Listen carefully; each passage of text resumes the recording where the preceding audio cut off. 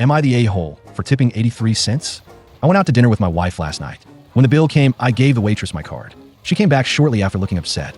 She slapped the card down on the table and said, "Declined." I thought her tone and brevity was rude. I took out a different card from my wallet and handed it to her. While I was putting the first card in my wallet, she didn't move. I looked at her and said, "You okay?"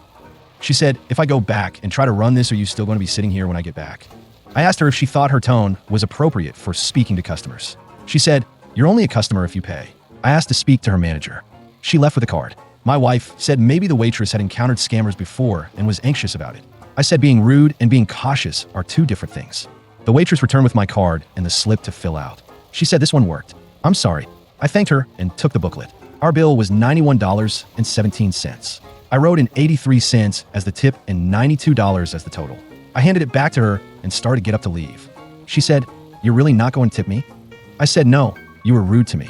She said, "I have to tip out the bartender and the busboy. I just paid money to serve you." I said, "Well, in the future you shouldn't be so rude."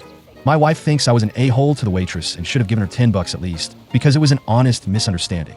I would have given her $28.83 if she wasn't rude to me, but I don't want to pay to be insulted.